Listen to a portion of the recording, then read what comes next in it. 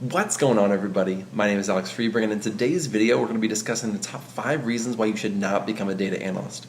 Now, I am all for people becoming data analysts. I think is a fantastic career and a great job to have, but there are some people who just should not be data analysts. Many years ago, when I was first starting college, I really wanted to become a doctor, and so I went to school to become a doctor and started taking all the classes and investing a lot of time in order to making that happen.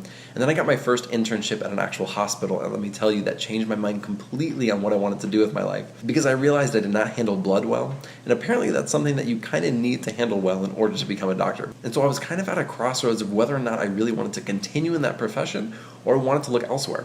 And so if you're wondering if you should become a data analyst, here are some of the things that I think you should look out for reasons why you might not want to become a data analyst. The first thing is that you're not a self-learner. You may need a lot of instruction or a lot of help in order to do specific tasks. And I think that might be a red flag for this career because you have to learn a ton on your own. Especially when you're first starting out and you're learning those core skills of SQL and Python and Excel, you are going to hit your head against your keyboard so many times because it is very difficult. But you really need to put in the time and the effort to become really good at it and proficient at it. And a lot of that time is going to be spent on your own actually learning it and not so much actually being taught it by somebody. And you're also going to have to do a lot of learning on the job. Even if you do learn those core skills, every single company is different and they're going to have lots of proprietary softwares, or they're going to use different softwares that you've just never used before. And so you really just need to have that attitude of self-learning and being able to figure things out on your own. The second thing is you get frustrated very easily. Now, there are a few things where my wife and I are very different, and one of them is the way that we get frustrated.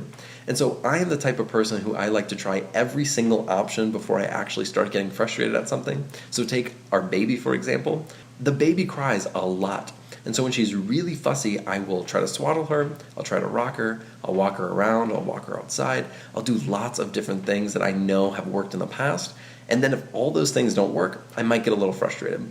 My wife will maybe try 1 or 2 of those things before she starts getting very frustrated and hands me the baby. Do not show my wife this video, but it is true. If you're going to have a job as a data analyst, you really need to have a high tolerance for frustration because you are going to run into a lot of stumbling blocks and a lot of issues along the way. And if you don't take them in stride, it can be very difficult to really accomplish what you're trying to get done. Whether that's debugging code, or you're getting really frustrated because you can't get the right visualization, or you're waiting on that coworker to send you something back that you've been waiting on for like 3 or 4 days that's really important, but they just can't get it back to you. Those are all things that are going to be frustrating at times, and so you really need to be able to take those in stride. The third thing is you hate doing hours of manual work. And I don't mean like building a house, I mean more like you don't automate something, and so you actually have to do it by hand in order to get it done. So you're saving files, you're working in Excel, and you're doing all the transformation of this data by hand every single time. I mean, these things can get really tedious. At a previous job that I was working at, I would spend almost 3 or 4 days on one report for a client at the beginning of every single month because it was such a huge thing to actually automate and work with the programmers to do. We just decided it wasn't worth the investment, and so I had to do that every single month for 3 or 4 days. And it was a lot of work. It was a ton of manual work working in SQL and copying and pasting the data from SQL into Excel and then building the pivot tables and all the visualizations from that data. I really think I just didn't mind it because I was getting paid more than I thought I should be getting paid. So I was just more than happy to do really whatever they needed me to do. But to be honest, it was a lot of manual work, and I could easily see somebody getting frustrated at that kind of work. The fourth thing is you don't like working with people.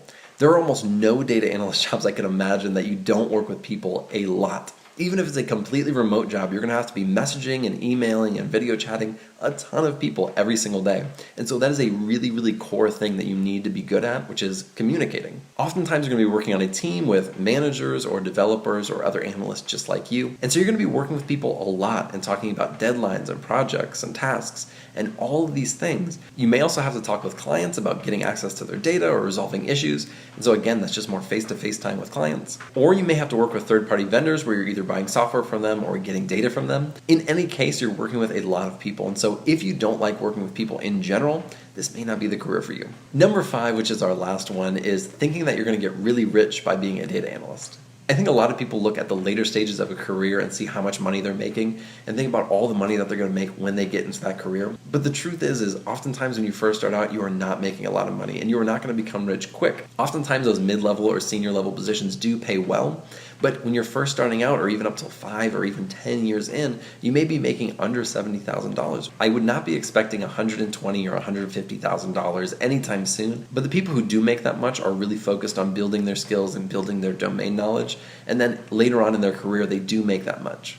So I hope that this has helped you, and I hope that if any of those sounded like you, that you'd really think about if you want to become a data analyst before you invest the time, effort, and money. And so it is a big investment, and so I hope that this does help you in the long run. Thank you guys so much for watching. I really appreciate it. If you want to support this channel, you can find my Patreon link in the description. Be sure to like and subscribe, and I'll see you in the next video.